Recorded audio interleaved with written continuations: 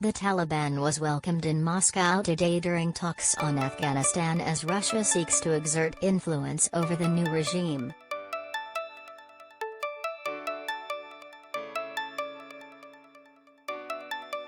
Foreign Minister Sergey Lavrov opened the talks and emphasized that forming a really inclusive government fully reflecting the interests of not only all ethnic groups but all political forces of the country is necessary to achieve a stable peace in Afghanistan.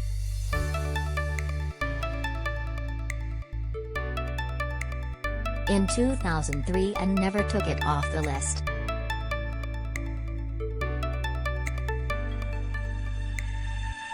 Any contact with such groups is punishable under Russian law, but the Foreign Ministry has responded to questions about the apparent contradiction by saying TS exchanges with the Taliban are essential for helping stabilize Afghanistan.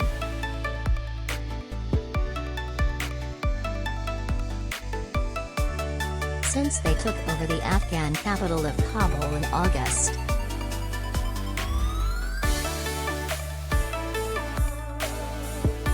Lavrov commended the Taliban for their efforts to stabilize the military-political situation in the country and ensure the operation of state structures.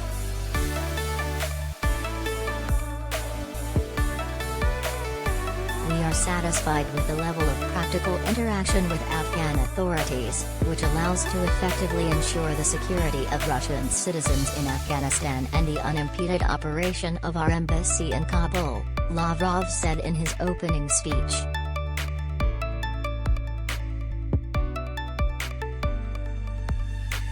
At the same time, he emphasized the importance of respecting human rights and pursuing balanced social policies, adding that he discussed those issues with the Taliban delegation before the talks.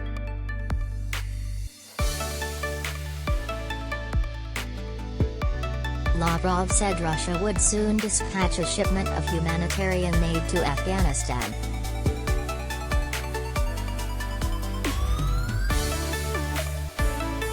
Zamir Kabulov, the Kremlin envoy on Afghanistan who also attended the talks, said the international recognition of the Taliban will hinge on the inclusiveness of their government and their human rights record.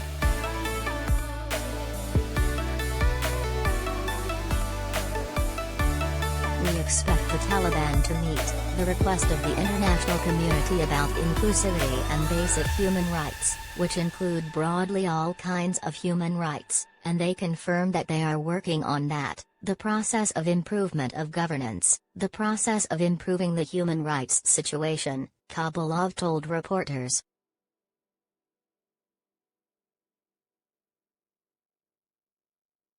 Abdul Salam Hanafi, a deputy prime minister in the Taliban's interim government who attended Wednesday's talks, said the meeting is very important for stability of the entire region.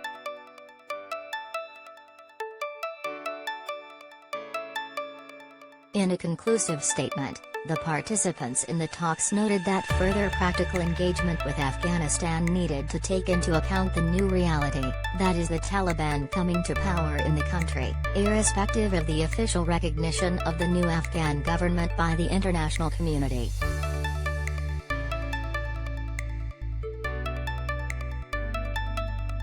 Participating countries call on the current Afghan leadership to take further steps to improve governance and to form a truly inclusive government that adequately reflects the interests of all major ethno-political forces in the country, they said, stressing the need for the Afghan leadership to respect the rights of ethnic groups, women and children.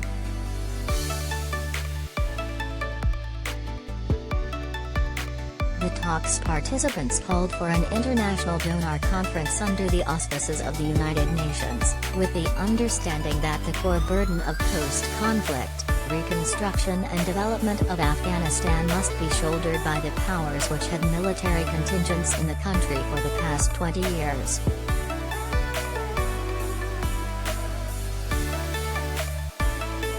The Soviet Union fought a 10-year war in Afghanistan that ended with its troops withdrawing in 1989.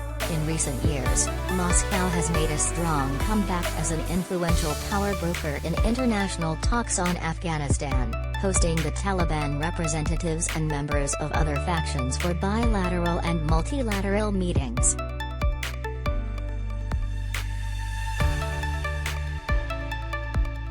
Along with the Taliban and other Afghan factions, the so-called Moscow format talks held since 2017 also include representatives of China, Pakistan, Iran, India and the former Soviet nations in Central Asia.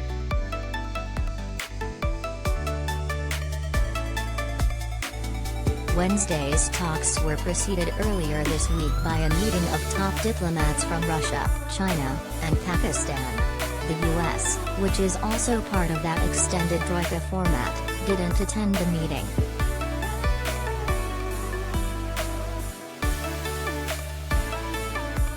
Last week, Russian President Vladimir Putin noted there must be no rush in officially recognizing the Taliban as the new rulers of Afghanistan, but emphasized the need to engage in talks with them.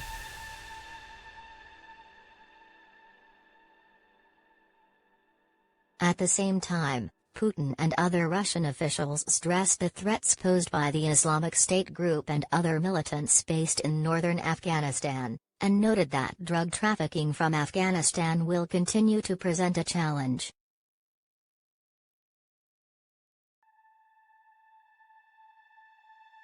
Numerous terrorist groups, notably the Islamic State and Al-Qaeda, are trying to take advantage of the instability in the country, mounting bloody attacks, Lavrov said. There is a real danger of terrorism and drugs spilling into the neighboring nations under the guise of migration.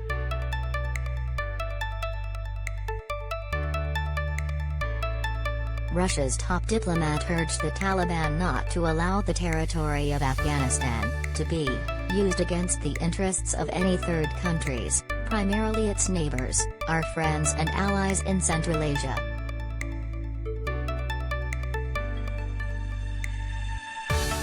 Russia has vowed to provide military assistance to its ex-Soviet allies in Central Asia to help counter the threats, and held joint drills in Uzbekistan and Tajikistan, which neighbor Afghanistan. Another sweeping military exercise in Tajikistan involving 5,000 troops, more than 700 military vehicles and combat jets has started this week.